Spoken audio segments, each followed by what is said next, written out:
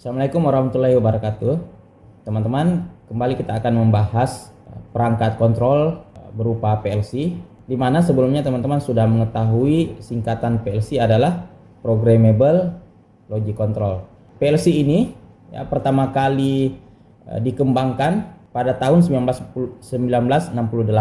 Hal yang menjadi perangkat PLC dikembangkan adalah sebenarnya untuk menggantikan fungsi khusus kerja daripada relay. Kenapa mesti menggantikan relay? Yang pertama karena relay dinyatakan pada saat merakit sebuah kontrol menggunakan relay membutuhkan space yang besar, space tempat yang besar untuk menginstal atau merakit komponen-komponen relay. Terus yang kedua itu kontrol otomatisasi menggunakan relay memiliki cost yang lebih besar. Terus kerja relay juga dianggap tidak fleksibel.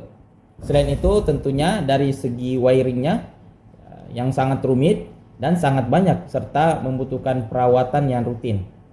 Selain itu juga penggunaan relay memiliki batas penggunaan yang terbatas.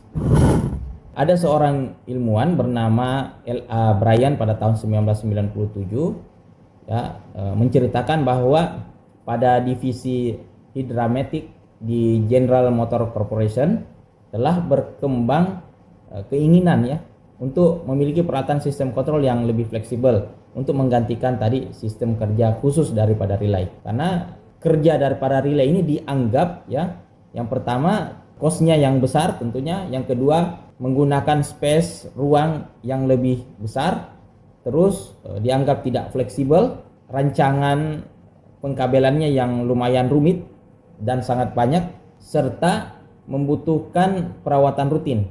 Kenapa? Karena masa penggunanya yang sangat terbatas. Pada saat menentukan perangkat yang akan menggantikan relay adalah komponen berupa PLC.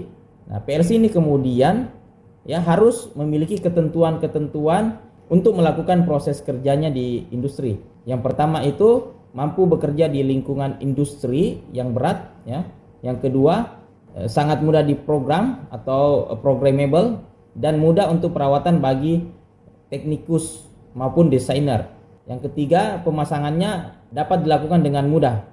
Plug in dan plug out-nya mudah dilakukan. Yang keempat itu input dan output-nya modular, artinya mudah diganti pada saat terjadi trouble. Yang kelima itu dapat terpasang di jaringan sistem kontrol yang lebih besar. 6. Programnya dapat dimengerti dengan mudah karena sistem kerja otomatisasi menggunakan PLC ini sebelum di teman-teman wiring dia harus diprogram dulu. Terus berikutnya adalah ketentuan berikut yang harus dipenuhi oleh PLC itu. Yang keenam, program dapat dimengerti dengan mudah. Dan yang terakhir adalah peralatan harus modular sehingga mudah diambil dan diperbaiki di luar. Nah, keinginan yang ada di tahun 1968 ini terkait penggunaan PLC kemudian dijelmakan secara besar-besaran atau disebarluaskanlah ke masyarakat atau ke industri oleh National Electrical Manufacturer Association atau NEMA pada tahun 1978. Nah, saat inilah pertama kali PLC kemudian digunakan oleh industri. Pada tahun ini pula PLC pertama kali sudah dilengkapi dengan memori yang dapat diprogram. Bahasa pemrograman yang terdiri dari instruksi fungsi khusus seperti logika, sekuensial, waktu, pencaca dan aritmatik untuk mengatur berbagai macam mesin dan proses melalui modul masukan serta keluaran baik digital maupun analog. Hal ini diungkapkan oleh J. Michael Job pada tahun 1989.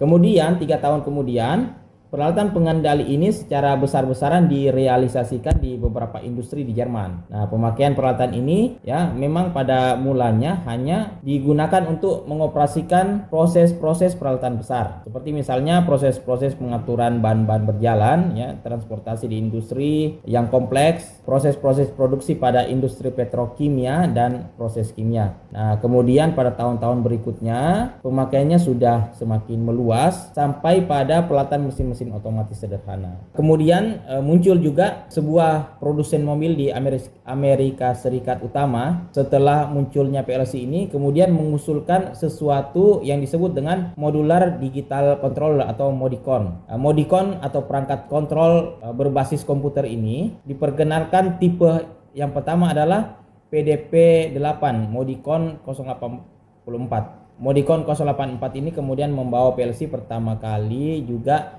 digunakan di dalam produksi komersial. Nah, seperti itu penemuan atau histori ditemukannya perangkat kontrol berbasis PLC ini. Baik, kita masuk ke materi berikutnya.